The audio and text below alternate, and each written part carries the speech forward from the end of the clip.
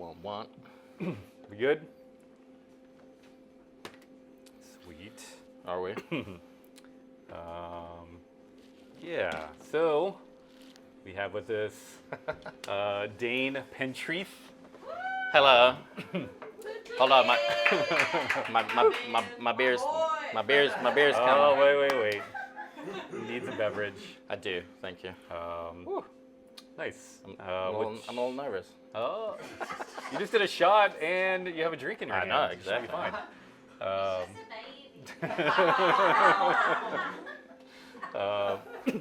So, what's your DJ name? You know, it's one of those things I've never really gone by a moniker. I think my name is somewhat unique in general. So Dane the DJ is my name. Until recently, there's a guy that Dane, and he's a DJ, and he is way more famous than I am. So I might have to rethink this a little bit. As of exactly. You were trying to call yourself Great Dane, weren't you, at some point? You know. Yeah. Yes. Why not? What- That's what- how I yeah. explain my name to people. Just by the way, because most people get it wrong. Yeah. So And I just you're- go like the dog. Yeah. Rough. Yeah.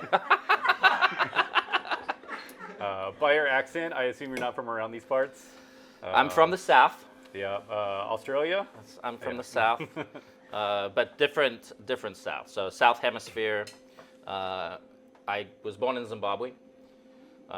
Grew up in South Africa, with a little bit of a drop into the UK, kind of Zimbabwe, UK, back to South Africa, and then South Africa until I was 18. So that's home technically for me. Yeah. And then the States. So, Oh, good call. This is why we have significant others. That's why I keep her. Is there a repository of all the other? That's why I keep her around to correct me. No, so English or Afrikaans? English. Good. Yes, British descent. My name technically stems from Cornwall in the UK. There is a beach called Pentreath Beach that I've never been to. And my claim to fame in the UK is that my great Dolly Pentreath was the last person in the UK to speak Gaelic as a national language. And they have a monument to her, Dolly apparently. Pentreath. Yeah, Interesting. in Pentreath Beach, apparently. Um, Again, I've never been. yeah. So Definitely add that to the list. yeah. Nice. So I assume growing up in South Africa and Zimbabwe, what were your parents playing in your house? Like, Yeah, so, great. Both of my parents actually grew up in folk bands.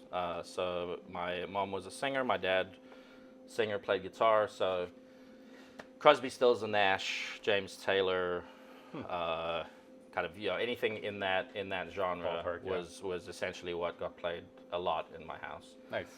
So I've always been partial to that kind of music. Yeah. And yeah. And then high school, were you rebelling and going grunge, or what were you? So listening I'm to? trying to think and phasing in music, right? So the first record I ever remember owning was George Michael Faith on vinyl as a kid. The first CD I ever bought was Aerosmith Pump. Nice. And then you can't really go digital. I'm like, what was the first digital record I ever bought? But Yeah. we're coming back to the vinyl, so Yeah. So the first record I ever bought in the States is that record right there. This first one? No, the one that you just flipped covered up? back to. Oh, Yeah, scheisse. that one right there. This guy. So Funky Green Dogs, fired up. First What is first that? vinyl record that I ever bought when I moved to Detroit. What house, or what is that? I would go like funky house is Yeah. where I love to be. Deep house, funky house. South Africa had an amazing scene when I was growing up. Very different to I think the States, and I feel like I've missed being in places like just out of time a lot of the time. Like I feel like I was in Detroit like A couple years, like after, earlier. or I feel before, like though, to but get okay. into like the rave scene. But anyway, like so South Africa had an amazing scene when it came to that. Someone mentioned Carl Cox earlier. He's probably the DJ I've seen the most. ever. But the interesting thing about South Africa was like the rave scene was sponsored to some extent. Like I went to massive parties sponsored by like Sony PlayStation, like in downtown Johannesburg, in a place called the Electric Workshop, which was it used to be the power station for the entire city, and when they shut it down, it was like a 3-level complex that you would walk in on the second level, and they set up the DJs down. There was like one generator that was still in, and it's like I remember walking into those places and seeing just a sea of people moving at the same time. Yeah. And it really, at the end of the day, changed my life, changed the trajectory of like music that I love. And Is that when you got into electronic music? and 100%. seeing those things? Yeah. So high school, we used to go to a lot of parties. Yeah. As one does. Yeah. Yeah, for sure. And clubs. Yeah. And we had a great music scene in South Africa. That again, so this is what I'm talking about. So I tend to like either like get like I'm in places too early or too late, right? So I left South Africa, I went to Dubai, and then like African like house music became amapiano and like became a whole nother genre Afro house and all that and stuff, yeah. produced some of the most amazing like DJs that are now, right? Black Coffee and people that are making, like. Why were you holding them back, man? Right. Jeez, But as soon as you no, left, so they're it's freaking like done. it's a weird thing. It's a weird thing. Yeah. Like so. That's Yeah, cool. I tend to miss like these weird like events too. I lived in Detroit. Was like the first place I moved to the States, and I found out that what's his name? Thank you, Rodriguez. Oh yeah. Sugar Man. If you've never seen the documentary, watch it. It's 100% true when it comes to like the intro. Yeah, and it's like so like I moved to Detroit and he played in South Africa, and then I left Detroit and I went to move to Miami, and then he played in Detroit, and I was like I never got to see him, and then he died, and I was yeah. like that's like if I was gonna see one person, I'd would want be to him. see him. So anyway, that's my point. I've missed like key moments Yeah. in life, I would say like you're doing by all right, though. these little weird windows, but anyway, I have been involved in a lot of great moments in life too that I can't complain. So. Did you start DJing in Detroit? Is that when it came about, or? Yeah, so I bought my first set of turntables when I moved to Detroit. Moved to the States. I lived with my dad in like West Bloomfield, like just outside of Detroit. Bought 2 turntables and a shitty mixer, and I was writing exams I was doing university for the University of South Africa, which is like you have to write exams at a consulate of all places, right? So, because they have to proctor these exams. So I had to drive from Detroit to Chicago to like write exams. Mm-hmm. So I started, going to record shops in Chicago because I was in Chicago. Yeah. As you do. And yeah. The Started fascination began. Started buying records. So yeah, I mean Nice. the music appreciation was there. It's been amazing to be plugged into, I think, key locations Yeah. of electronic music. I mean, so those are- Detroit was my first. Miami, I lived for 10 years. Savannah, so I've moved. Yeah, those are Dale, exactly. the hubs of electronic music, basically on the East Coast. So yeah, house from the beginning. And House music all night long. Yeah. Say what?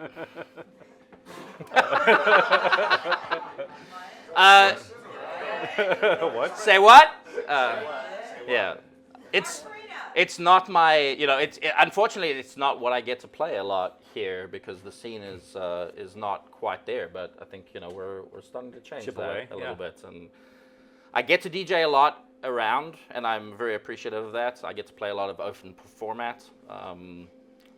I come from that history though, so my focus when it comes to DJing is playing music like I would be playing house music. So it's about beat matching and transitions and playing with like remixing stuff on the fly. Yeah. And I had a friend in Miami that kind of opened my world to Mikey Saki, praise Mikey Saki.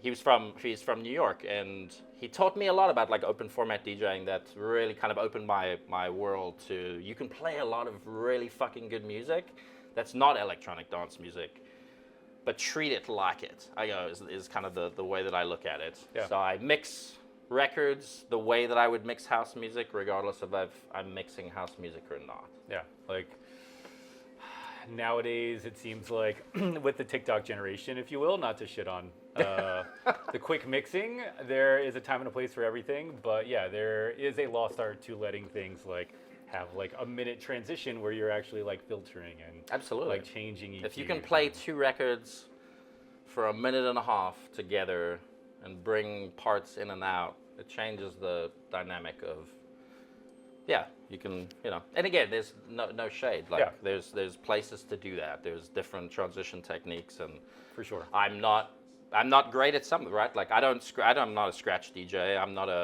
I don't do a lot of drops, but yeah, I like that. I like the nuance when it comes to frequency modulation and Yeah. playing with stuff and just sound. I mean, at the end of the day, you're a DJ. If you're not listening to what you're playing, like, Did you play instruments growing up?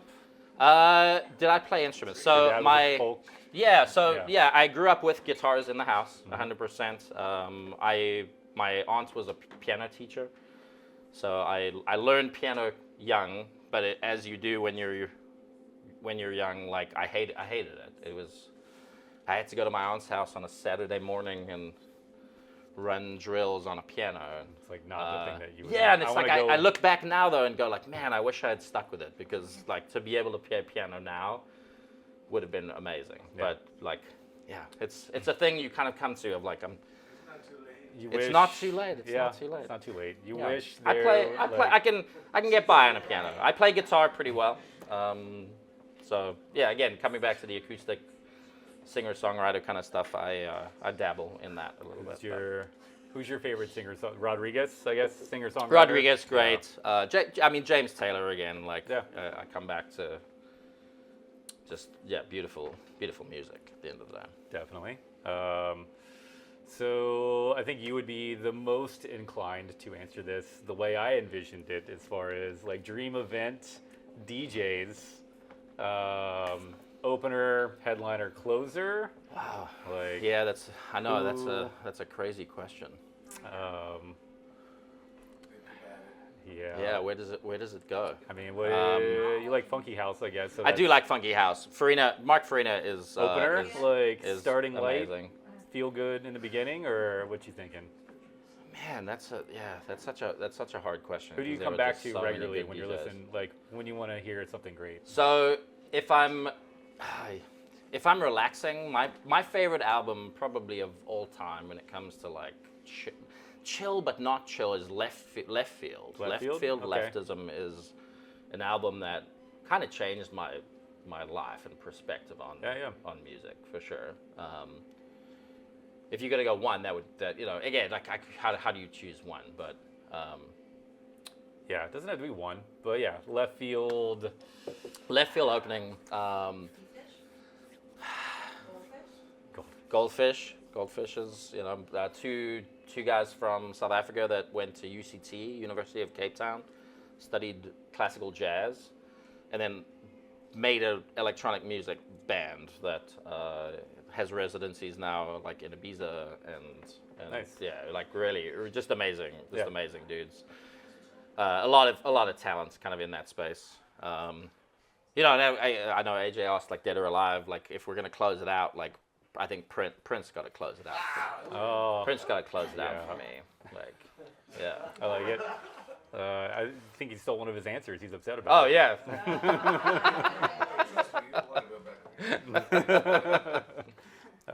Nice.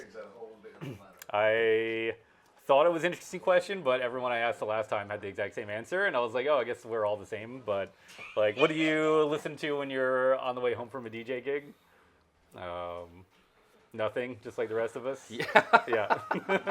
Silence is golden Yeah. sometimes. Like, I get so sick of like hearing a kick drum that I don't want to hear another kick drum. So Yeah, yeah, that's an interesting one. Do I listen to music? I don't like silence a lot though. So Yeah. I'm trying to think though on the way home ambient stuff? from a gig. Yeah. Yeah. Or you go the other way and go like Just you're big band, drum and energetic. bass. Oh yeah, like, yeah. yeah. Amped up. Yeah. Nice. Man, that was a lot. Yeah. What's your drink of choice normally? Yeah, drink a summertime. I like a good gin and tonic. Yeah, I mean beer in Not general. summertime.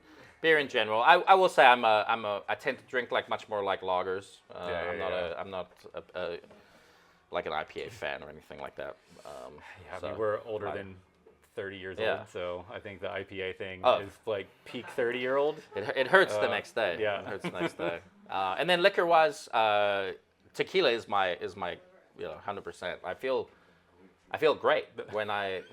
I feel great when I drink tequila. It's a weird thing. Like, so I was like literally at a conference this week with a bunch of like work people. I have a regular job, and I was in Miami, and we went out, and I drank a decent amount of tequila, and woke up the next day, and everyone seemed a little slower than But you I were was, like, and I was like, man, I feel from the I hip. feel great. Yeah, nice. So.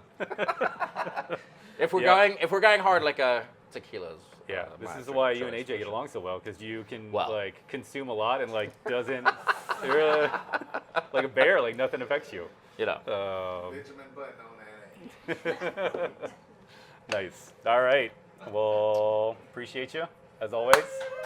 Yay!